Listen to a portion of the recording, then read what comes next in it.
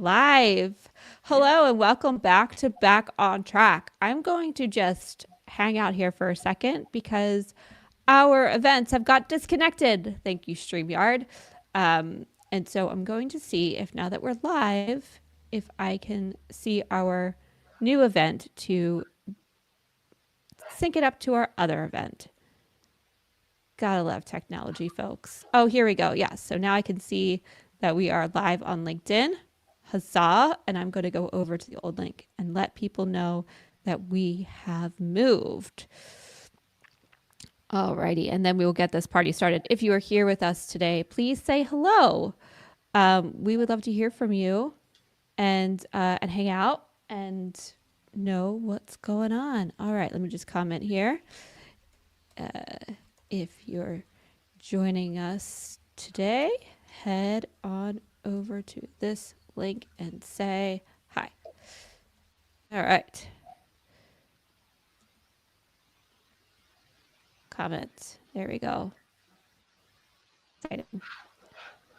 Today, I'm super excited for our conversation because I'm having a blast in the past join us on this episode. Ashish was on our show, I think it was almost 2 years ago, where we talked about product marketing, and he's coming back to give us an update on how life has been going, what he's been up to, and where he's looking to go next. I'm your host, Carrie Gard, CEO and co-founder of MKG Marketing, where we help B2B tech brands get found across SEO and digital ads. And we keep getting rehired. It's pretty magical. It's happening right now where our clients are expanding and they're bringing us on to do more. And it's just, I'm just so in awe of my team and the great work that they do. And this is just such a testament when clients really trust us to just keep on going. It's pretty magical. So that's what we got going on. Real quick about Ashish, if you didn't join in our last episode, Ashish Malpani is head of product and alliances marketing at Corelight. He's a 24-year tech veteran who's done the hard version of this work, migrating tens of thousands of legacy enterprise customers in 2 quarters at Dell, unifying 10 distinct cybersecurity product lines across under one human narrative, and building alliance ecosystems with names like Lexmark, Xerox, and Schindler. And lately, he's been building AI narrative and AI native product marketing from the inside, which is exactly the conversation our industry needs right now. Ashish, welcome to the show. Welcome back to the show. Yeah, super excited to be here, Kerry. Good to kind of chat again. It's an exciting time for us as marketers today, right? Where, AI has been impacting everything, and it has impacted marketing too. We've seen AI being used in our technology stack to AI being used for content creation, but I think it needs to go beyond that, and that's what I've seen how kind of the AI native marketing or even product marketing being evolved as a discipline going forward. Yeah, it's interesting right now. There's so much now. There seems to be camps people. Either everybody's good with AI and you use AI to write your content and all is hunky dory. We don't care how the content gets made. We just care that it exists. And there's the other camp who is a bit purist of like, there's lots of things AI can do and writing content is not one of them. Please stop. And actually, LinkedIn, just saw this today. LinkedIn created a button that says, looks like AI slop. So now Yeah. you can actually, I guess, let LinkedIn know what you think is AI and not. So that's very interesting. So yes, it does seem to be the time, and there's definitely these two camps. So what camp do you fall in, Ashish? Do you feel like you can use um, AI to write content? Do you feel like you need to not do that? What's sort of your POV? So I think we need to take a step back and see again, AI is an useful AI is useful across our workflows, right? Whether you are a field marketer, whether you are growth marketer, whether you're a product marketer, AI can be used in a variety of different ways.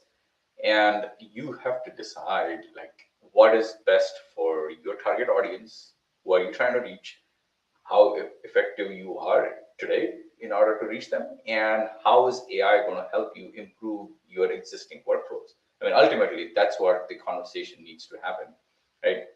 From crafting a new websites or setting up, let's say, campaign websites, to all the way to creating content. AI can be used in a variety of different ways. And I personally believe that when you look at content creation is one angle, but that's kind of the end product that you see. But there are other things that definitely impact and your day-to-day workflow in terms of how AI can be leveraged effectively. So I will start with an example, right?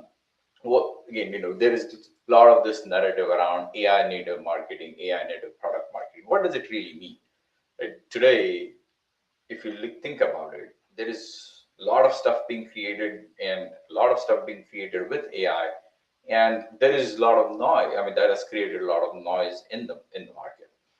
So when you look at your target audience, who you're trying to reach, they are, and we are all right faced with a bunch of stuff coming at us that some of it's relevant, some of it's interesting, and most of it isn't, right? So how do you, what I call it, signal, separating signal from the noise, right? And then ultimately, what is a signal? Signal is something that shows, okay, here is the fundamental shift that is happening. Here are things that are changing for your target audience. Here is what your competition is doing. And you have to understand that signal and adapt to that signal, because gone are the days where you could set like, oh, I'm going to do an yearly go-to-market plan and then act on it for the rest of the year. Or, here are the campaigns that I want to decide for the rest of the year and execute on them. I mean, that's no longer true because things have changed. I mean, stuff happens, you have to respond to that. And marketing's role has also changed, right? I mean, we are increasingly, marketing is being looked at as a growth driving engine. I mean, not just demand gen and MQL creation engine, or content, beautifying your text. That's not the role that we are in, right? I mean, ultimately, we are responsible for customer acquisition to keeping customer happy through kind of a constant education, as well as really driving customer satisfaction as a process. So I believe when we look at AI native or marketing, um, let's the step one for me is separating signal from the noise and really understanding what is the signal, what's it telling us, does it impact how our buyers are going to behave, right? Are their priorities changing? Are their pain points changing? I mean, and I come from cybersecurity background, so I would give you an example where Anthropic released a new model, or even OpenAI's model that escaped and started attacking other companies, right? So things like that are kind of a new norm, going to be a new norm where people are going to leverage AI for good things and bad things, right? So that when that happens, priorities are going to change overnight. So when Anthropic released this new model called Mythos, this model kind of shrunk the window of opportunity for exploitation of vulnerability from days to really hours, and it found Yeah. like vulnerabilities that existed in software products for decades. I mean, things that people have didn't realize that they were there. So what does that tell you is, as security leaders who are trying to minimize the risk, they have to be ready for it, and that became a priority overnight. So marketing had to respond to this, right? I mean, really, if you now look at every security vendor, they are talking about Mythos. I mean, there is post Mythos model. I mean, that's the narrative that exists today. But what that really meant from marketing perspective is recognizing this as a signal, understanding that this is going to impact your buyers' priorities, and how they're viewing evolution of their security programs, and then addressing that effectively, driving thought leadership around it, driving content creation around it, and making sure that you are actually connecting with their concerns, and they are also, while they are trying to figure out what this mean for them. So we are increasingly going to see that leveraging AI to drive signal as a step number one. I totally love signal versus noise because oh my gosh, there's so much noise. And Mythos is an interesting example in the fact that it was a really big signal. Um, can you give us an example of noise? Like what should we be blocking out right now that's really loud and maybe it's not something we should be paying attention to? I mean, there is a lot of noise. I mean, you can see that there is, if you look at cybersecurity industry, like ransomware Mm-hmm. is a top priority for people, but it also help. I mean, it has also created a lot of noise. Every vendor has created their own ransomware narrative, and if I'm a security leader, I see this and like, okay, I hear different perspectives, different point of views from all these vendors, and I am kind of now on a receiving end trying to figure out what is good for me. And nobody's telling me that story, right? So, and the same thing is applicable in every industry. You look at somebody in kind of finance sector. Now, I am trying to figure out as a leader, I'm trying to figure out how to optimize my operations, how to kind of leverage AI. Um, but then at the same time, people are going rogue and doing their own AI things. They are trying to experiment with things on their own, and that really impacts my business. So I'm trying to lock down things, and that becomes a narrative for me. Right? That did not exist 6 months ago or a year ago. So there is a lot of noise that's been created by people leveraging kind of AI tools to create something that they believe is going to solve or do a band-aid in the short-term fix. Because that's what it is, right? People are just being responsive to whatever they are seeing in the market and kind of mistakenly taking that as a signal, creating something that's kind of doesn't hit the mark and really kind of missing the opportunity to reach out to their buyers effectively. Yeah, there seems to be a clear difference between a signal versus a noise in regards to um, how many people are like. I feel like people sort of attach, like immediately jump on a bandwagon and then go after it, and then it fizzles out, and it wasn't really anything we should have cared about. How are you distinguishing between these things in regards to like Mythos was a big deal because and it came on fast. I feel like it's died down a little bit now, especially with Fable having come out and some of these other models. But I feel like the news, if we're attaching our campaigns and what we're trying to say to the market in line with what's happening in the market and the sort of news cycle, if you will, it feels like that's a lot of quick turnaround in terms of how what we need to be creating, what we need to be saying. Is that what we should? Is that how we should be aligning to creating content and being thought leaders? I mean, that feels that honestly that feels kind of tiring. Yeah, and it is, right? I mean, think about this, right? Where yes, you have. I mean, there are certain things that are going to be true across every business. I mean, the way what the problems that you're solving are not. I mean, are fundamentally not going to change. Right? I mean, let's say you solve. Let's say you do like video analytics, for example, and or do sales enablement too, right? Where you are kind of educating the sellers in terms of how to be more effective in doing the job. Now, this is a problem that's the fundamental problem that you're solving because there gaps exist in the existing enablement infrastructure. If you are that vendor, but yes, there are going to be things that are going to happen. Somebody says, "Oh, there are as a seller, you only get 6 minutes to make an impression." One of the surveys came out recently that said you only get 6 minutes to make an impact on your buyer. So, are you going to tailor your message to that?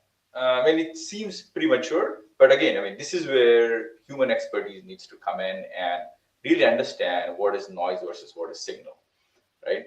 And yes, I mean, some of this may feel like a lot of extra work, but this is where AI native marketing really comes in, right? I mean, once you identify what is a signal versus noise, understand that signal, then realize what is the impact of that signal. Are your buyers' priorities changing? Are their pain points changing? Is their buying criteria that's getting impacted? And more buyers are doing their journeys, or majority of their buying journeys offline. They are doing research on their own. I mean, leveraging AI tools on their own.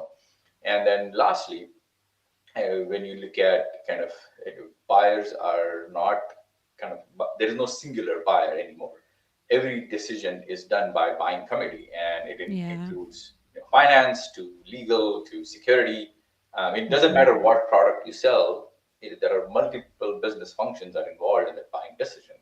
So now, as marketers, now it becomes your responsibility to kind of reach out to these audiences effectively, give them this, your point of view, and make them understand why your product has a differentiated offering. And so, once you kind of separate and get the signal, understand what the impact of the signal is, then you have to look at how does this, what needs to change in your existing campaigns, in your existing content, in your existing outreach for us, I mean, for you to be kind of responding to whatever is top of mind for your buyers in that quarter, in that 6 month time frame. And I think Are you this is, talking? yeah, Are these like tweaks and iterations in terms of just sort of swapping your, keeping your messaging core to who you are and what you do, but then just layering in this nuance of what's happening in the market? It feels like it could either be really subtle. I don't feel like you're saying you should do a complete rewrite. Am mhm. I picking up on Yeah, that? exactly, right. So when going back to the Mythos example, right? Mythos came in. I mean, your fundamental message won't change, but ultimately now you're kind of tasked with figuring out what is your point of view around Mythos.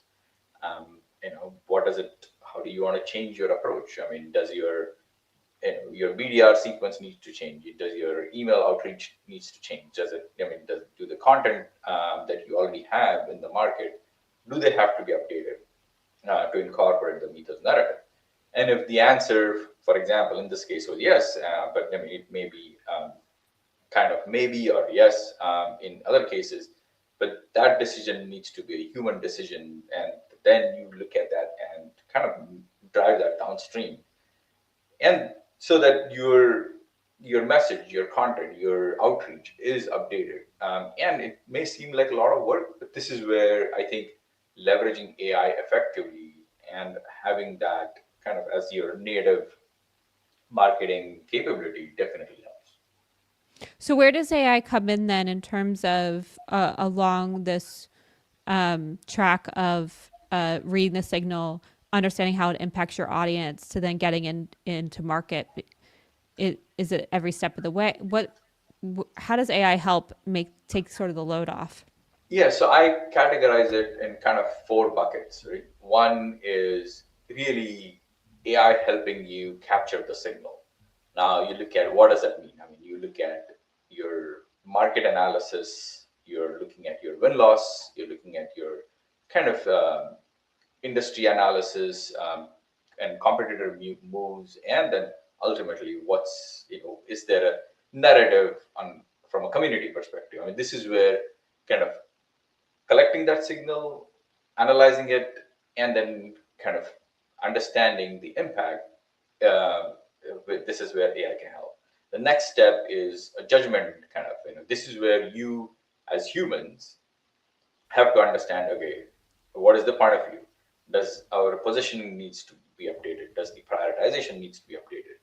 And if the answer is yes, then you can use AI for production engine, right? I mean, this is where you can have agents and skills and content creation and personalization and really kind of looking at your buyer's committee, see, okay, does this need to be updated for my economic buyer, my kind of somebody who's actually having an influence on the decision, but not an economic buyer.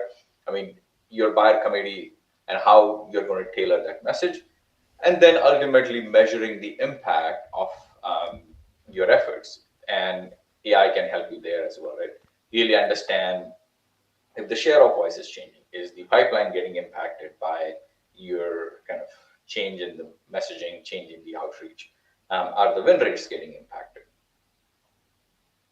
It sounds like you're giving AI a lot of first party data in terms of helping it read the signal, in terms of understanding if the impact on the campaign, And it sounds like if it does have first party data, then having it write messaging to tailor to each individual audience can work and be helpful. Am I picking up on Yeah, that? I mean, it's not without human oversight. I mean, that is where human Sure. expertise comes in, right? I mean, yes, AI can create, like, I mean, but I definitely see the point of view being crafted by humans. As marketers, we can say that, okay, this is the core or evolution of our message. This is the evolution of our outreach, and then now figure out how we can incorporate it in all these assets that are there, all these kind of messages and emails and all of I mean, the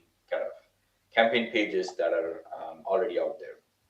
So I think the core has to be still driven by humans, but at the same time, I mean, AI can help kind of with the downstream process. It sounds like it can help us get more personalized too. I feel like that's been something we've been chasing for so long, but it's been so manual that people sort of avoided it. But now with AI, I've been hearing more and more about how folks, especially from like a cold outreach, I'm not usually a big fan of cold outreach, but I do think if it's really tailored to the person, to what they're doing, and to the pain that they're feeling, it.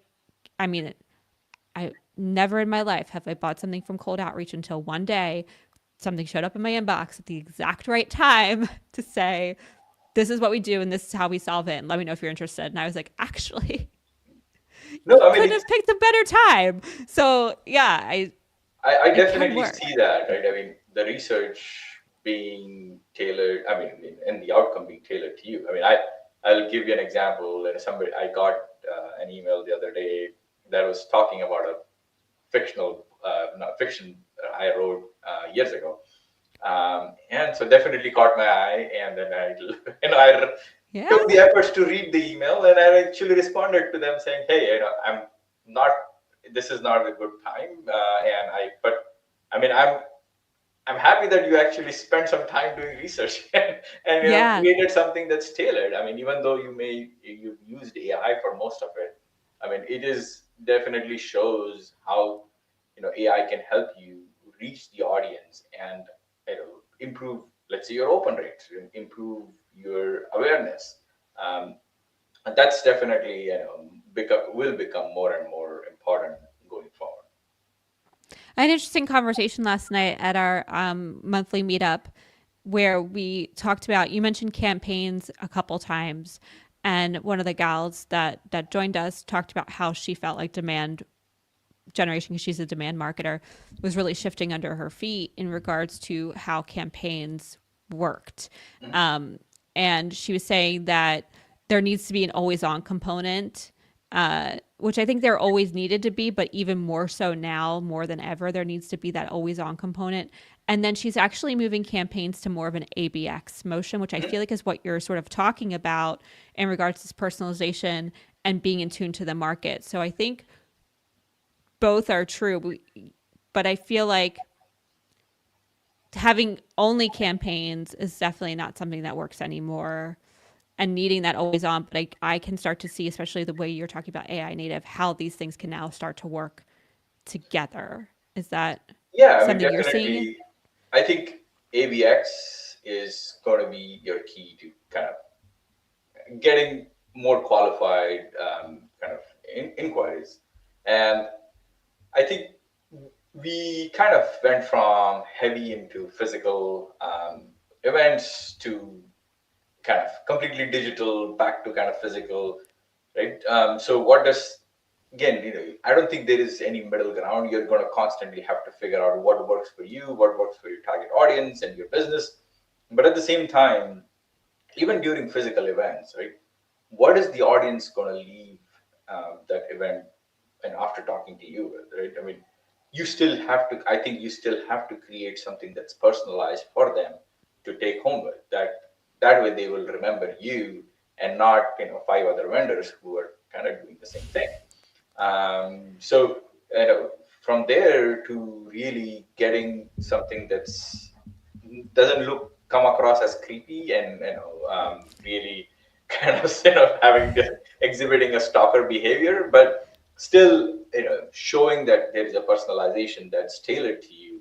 And it may not be the right time. I mean, I've in fact I worked with a vendor who I connected with like 3, 4 years ago, and I, at that time didn't. But when I needed and I wanted that, because they left such a good impression that I, in fact, they were the first ones I called when the need arrived. So, um, things may change, things will shift, but ultimately, now you're playing in the long game. I mean, you're no longer just campaign outreach didn't work, quit. Your nurture game needs to be even longer and continue to be personalized. And this is where I think having AI and AI native tools in your kind of marketing stack is going to help. In some of the things that people are doing, right? I mean, even when once now the websites understand who you are in a way, because based on cookies that they're tracking, based on your past behavior. And in some cases, the websites are, in fact, offering you a tailored experience because, let's say I am looking trying to shop for loan, and based on my behavior, the website knows probably like, okay, if I'm a first-time buyer, or I'm trying to buy Mm-hmm. something, or trying to buy a new car, or trying to get a new credit card, and that becomes their primary message based on their understanding. And I think this technology has been like experimental so far, but the personalization has gone to that level where your digital experience gets tailored to you. And now with Absolutely.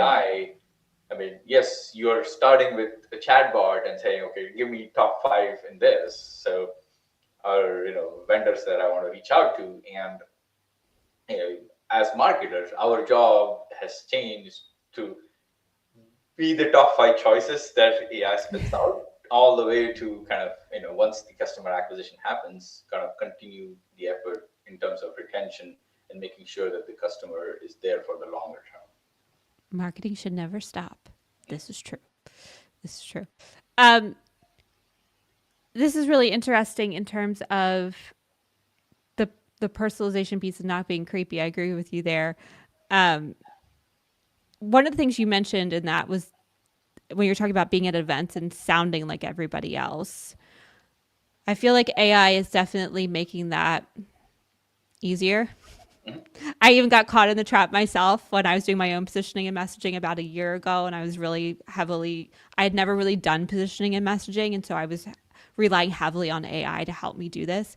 And then all of a sudden I looked up and like all of us as agencies were saying the same thing of like, we're an operating system and we do this. And it's like, oh my gosh, everybody's saying this. And so, in terms of, I feel like in the way that AI operates in helping you be the answer, in terms of when somebody's searching for a solution and making sure that you're the recommendation, it's so important these days that you do not sound like everyone else. So, how are you balancing AI? You mentioned human in the loop, which I think is important, but how are you balancing that AI nativeness with ensuring that what you are saying is unique to who you are as a company? Because if you just sound like everybody else, you'll just be a footnote, you'll be a citation, and you won't be the recommendation. I think this is where, as marketers, I don't think we need to worry about our job safety in a way, right? Because this is where human True. expertise need Yes. would come in. And I think yes, companies are making that pivot and going AI all the way, and it's gonna. I mean, I think at some point there will be a blowback. I mean, already you're seeing like AI slop being called out, and people are kind of tuning away from the content that they believe is AI created. And so I think this is where having the right experts, in subject matter experts in your marketing is gonna, I mean, definitely change the game. Right? You have to figure out, like, okay, what is when a new signal emerges? What is your point of view for that signal? How is it different? And let's say five vendors are saying the same thing, then you have to have something differentiated. Um, and this is where working closely with your kind of product teams, working closely with your product marketing, this is where things need to kind of constantly update so that you can separate yourself from the noise.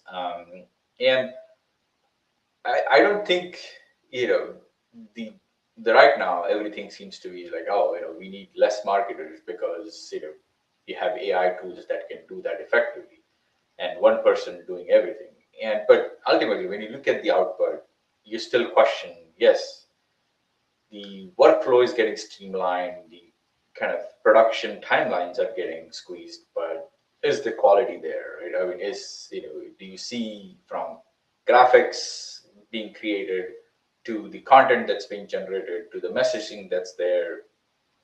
I mean, is that repetitive? Is that same across the industry? And the latter is increasingly becoming true. So yes, there is a human intervention that's needed. There is kind of definitely room for us as marketers to figure out what is going to work best for our audience and what's our differentiated positioning and message there. I love what you're saying about experts. Obviously, as an agency owner, couldn't agree more for obvious reasons, but also it's true. Like we've had clients let us go because they handed AI to their junior marketer and just said, "You can figure out SEO. Off you go. Good luck with that." And we've had other clients double down on us because they're like, nope, we need the experts in the room who know how to do this stuff because it is coming at us fast and it's changing, and we need people who are deep in the knowledge of this. And so, yes, to having the right experts, I think I thought AI was going to turn this on its head where it would make so much of what we do just easier. But I feel like it's in some regard made it so much harder. Um, Messaging being definitely part of that, making sure that we don't sound like everybody else, but also simple enough that like anybody can understand it. Design agencies are definitely not going anywhere. They to be creative and to look different, absolutely, and AI definitely cannot do that yet. And then everything you're saying from just having that expert in that room and that expertise, I think is just absolutely critical. What else about being AI native do we need to be aware of in regards to making sure that we're balancing the AI with the human aspect? Is there any other blind spots that we Yeah, I haven't mean, covered yet? and the last thing I would say is, we are also now responsible for figuring out why my AI is better than your AI, right?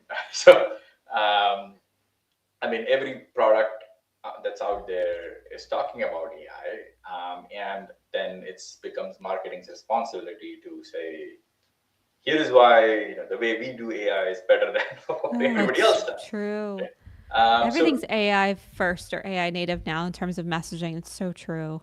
yeah, and then I think it is. So when I look at, yes, I mean, AI is going to be a critical component going forward. Where it helps is streamlining your workflows, even shortening the workflows, and kind of optimizing your repetitive tasks. And in some cases, synthesizing how you are reaching out to different people in your buyer community, but I mean different, um, and then synthesizing messages across, let's say, verticals, industries, geos, whatnot.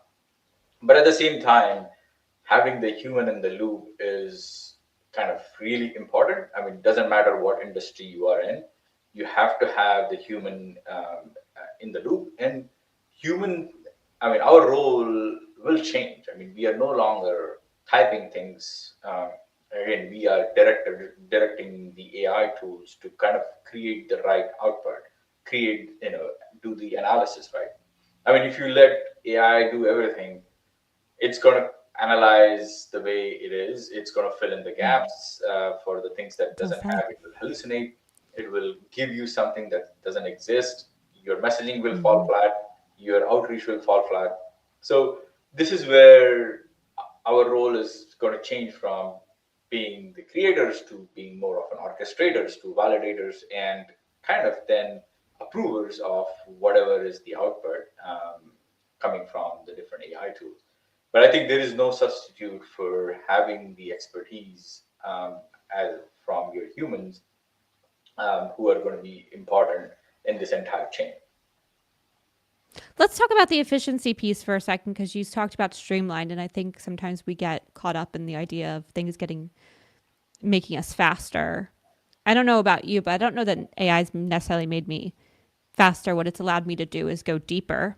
And I feel like the products I'm developing now are better than ever because I'm able to be so much more critical and be able to do things I wasn't able to do before, like in developing websites. I'm able to make things animate and move. I'm able to make sure that the architecture of the website is balanced between making sure bots can find it, but humans can convert on it.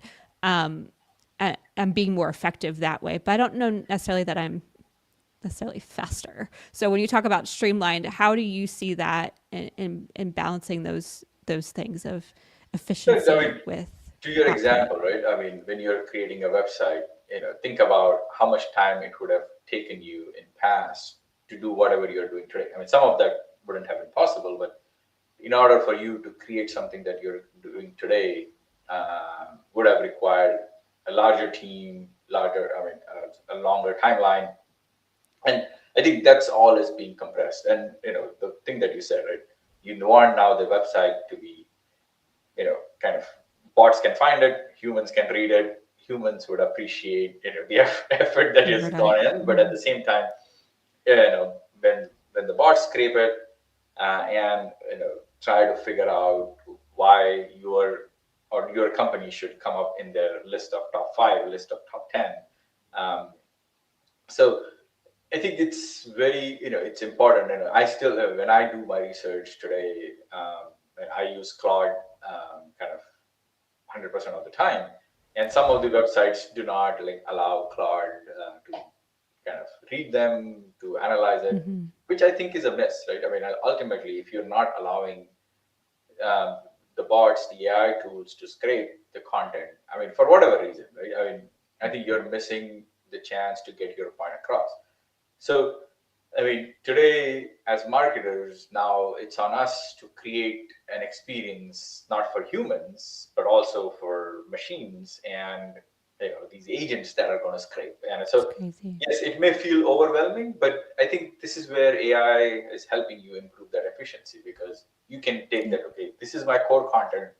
Now, give me design that optimizes it for this audience, this audience, this audience, and Yeah, the this is where personalization. the streamline of workflow can really happen. Yeah, the personalization piece is huge. It is interesting that people are not coming, when we talk about websites, we brought it up a couple times. So I just want to like close out on this because yes, bots need to be able to read your website and they need to be able to recommend you and or cite you. But when people come to your website, which is much further down the funnel now, they need to immediately convert. Like I'm finding you should see conversion rates higher. Mhm. And if you're not, if your traffic has plummeted but your conversion rates are not higher, Houston, you have a problem. Um, and you could definitely go fix that. But in terms of websites and that personalization piece too, how are you thinking about with less people coming to the website, with less data to act on? How is it that less is more aspect, or are you also feeling that sort of panic of like things have gone off a cliff here and we have less to work with and this is a problem? I remember, I think it was 2.5, 3 years ago, I attended a conference where the keynote speaker said, websites are dead. We are no longer going to need websites, in 2 years' time. But that's not true, right? I Here mean, we are. websites, here we are, websites are alive and kicking. But what's changed is, yes, by the time people decide to visit the vendor's website, they've already done the research. They know that now you are one of the vendor that they are looking to potentially include in their decision making matrix. And then the question becomes, when they visit your website, are you serving them the content as with that kind of mindset where they've taken all the steps, you know they've asked their AI to scrape your website, analyze your content, give them the feedback. They've looked at third-party data, and now they're doing the final push. And now they want to at least talk to a human And before they do that, they are looking at the website to see if there's anything new, there's anything that would help them further their understanding in their journey. And this is where I think, yes, the awareness pieces definitely make sense, but then you have to figure out how are you serving the next piece of content, right? How are you serving them the next, kind of thing that would help them move forward in their journey. And I mean, now you're seeing more and more companies kind of ungate their content because Mm-hmm. what is the point if there are less number of people who are going to come in and your email address? I mean, if they're only going to provide you an email address when they're ready to have a conversation with you, so do you really want to restrict them from kind of improving their understanding, helping them go further down the kind of in their buying process, giving them your point of view, saying here is a new buying criteria that you should be aware of, that when you're evaluating the vendors, have you looked at this, have you looked at this aspect, have you looked at that aspect, right? So I think this is where you really have to kind of make a decision, and it may depend on industry. Maybe something, if you're in retail, maybe you don't want to start with everything ungated, but if you are in a high tech, maybe that's where you flip the switch. So there are things that you would have to change and evolve in order for you to connect with your buyers more effectively. Yes, there's so much. There's a lot to do. There's a lot to do. We do have AI to help us do it, but I think so much of what you touched on, Ashish, in terms of the being AI native and that journey of ensuring that you're reading the signal, you have the human in the loop, you're understanding your customer impact, and then bringing that into market using AI every step of the way to help you, but making sure that it's you ultimately making the decision, having the right experts in the right places as well throughout is just so key to how we make all of these moving parts happen. I would say AI has not simplified our jobs; it's made it a little harder, but we are here for it and we Yeah, are but I rising to mean, the occasion. I mean, the easiest way to explain it is your lens aperture has increased, right? I mean, yes, AI has helped you streamline it, but now the Mm-hmm. expectation is that you are going to do a lot more, that you Yeah, were not be able to do before. I mean, from personalization to content acceleration to your constant updates to your messaging, positioning. I mean, all of this is kind of now given or expected from true. you, and yes, so the work. I mean, work is not going to reduce. I mean, you are probably going to end up spending the same or even more amount of work creating things and really optimizing it for the audience that you're trying to reach. True. So true. Ashish, I'm so grateful for this conversation. Where can people find you if they want to learn more about being AI native and what it takes? So definitely on LinkedIn. I mean, I would say connect with me on LinkedIn, send me a request. I'm happy to kind of have a chat and then share some of the things that I've been working on. As I said, I've been kind of a big Claude fan recently, and I've been trying to experiment. How do I pull in the signals by leveraging skills, agents, as well as MCP servers and clients to kind of pull in the data, kind of orchestrate kind of all the downstream activities and making sure that we are able to create something that's meaningful and really connecting with the buyers the right way. The right way. Yeah, it's all about the buyer. It Yeah. totally is. I'm so grateful. Thank you so much for this conversation. And thank you to those who joined us. I see some YouTube folks. We appreciate you. If you're here on LinkedIn, be sure to comment and we will get back to you asynchronously because the conversation doesn't need to end and we are here for it. This episode was brought to you by MKG Marketing, the digital marketing agency that helps brands get found via SEO and digital ads. It's shows hosted by me, Carrie Guard, CEO and co-founder of MKG Marketing.